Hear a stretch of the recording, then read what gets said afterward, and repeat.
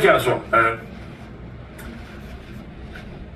à ce moment-là, au moment où tout ça arrive, là, c'est comme une carrière qui allait vraiment très bien. Il y a 27 ans, lauréat de 4 trophées Olivier. Tout marchait et là, tout ça. Il réussit, à partir de 2023, plus 2024, là, un retour, un peu sur la pointe des pieds, très progressif, dans des salles indépendantes. A fait quand même 150 représentations de 2023 à 2025. En faisant encore jusqu'à tout récemment. Et là arrive Juste pour rire. L'annonce du 12 mars. Une organisation qu'on pourrait croire sérieuse, là, qui dit, nous, on croit à l'individu, Julien possède une signature artistique forte et une capacité réelle à connecter avec le public. On annonce qu'on le signe et on va le produire. Lorsque moi, c'est une nouvelle qu'on a diffusée, parce que je l'ai diffusée, je pensais que c'est Juste pour rire, on avait mesuré. Ça ne plaira pas à tout le monde, on ramène quelqu'un qui a été critiqué, qui a été dénoncé. Il va y avoir des gens qui vont choquer. C'était pas le cas. C'était pas le cas. Je ne sais pas comment on avait fonctionné, mais le lendemain, imaginez, le lendemain, le 13 mars, après un certain nombre de commentaires, même des humoristes qui ont sorti sur la place publique, ont chialé contre Juste pour rire, vous n'auriez pas dû. Le groupe présente ses excuses à celles et ceux qui ont été heurtés et dit comprendre leur réaction et donc annule tous ses liens avec Julien Lacroix.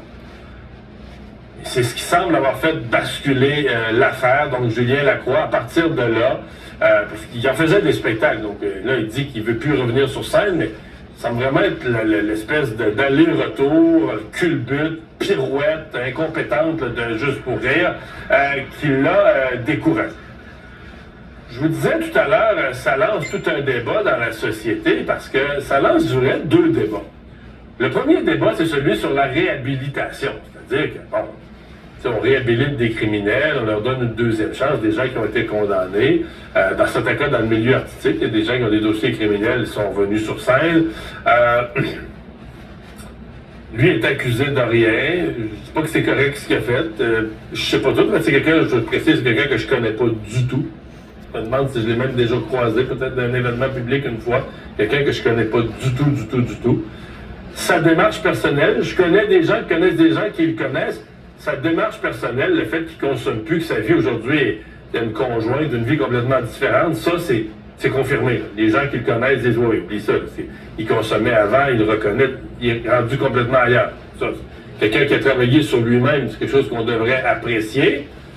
Est-ce que ce qu'il a fait dans le passé est trop grave pour justifier un retour sur la place publique? Généralement, on est habitué de penser que des choses si graves que tu n'as pas le droit au pardon, il faut que ce soit condamné ou criminel par les tribunaux. Là. Je pensais. Puis là, après ça, donc la première question, c'est est-ce qu'on a le droit à la réhabilitation ou à un moment donné, là, quelqu'un, puis là, on ne sait pas qui, là, décide que toi, tu n'as plus le droit de vivre, puis là, il faut que tu disparaisses. Tu disparais de la scène, on ne veut plus te voir. Toi, l'autre, c'est correct, mais toi, t'es né. Parce que je viens de dire l'autre, c'est correct. C'est qui décide? Là, je veux pas mettre des gens que j'aime bien. Mais des gens qui ont fait des gaffes. Là, on pourrait remonter dans le pot. Claude Dubois. Claude Dubois, on l'invite aujourd'hui, ça passe bien sur tous les plateaux. Éric Lapointe, bon, ça accroche un peu, mais il a repris sa carrière.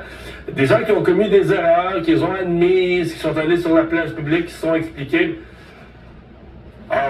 Elle est où la ligne? Qui décide? Parce qu'à partir du moment où c'est plus les tribunaux, c'est plus officiel, ça devient compliqué. Là. La culture de la cancellation, ça devient quelque chose, je vais vous dire, du point de vue social, ça devient quelque chose d'assez compliqué. En quoi qu'il en soit, Julien Lacroix, lui, on pourrait dire, je reprends ses mots, là, épuisé, craqué, écœuré là, sous cette espèce de pression constante, met sa famille en priorité et se retire de la place publique. On va aller rejoindre tout de suite Pierre-Antoine Gosselin.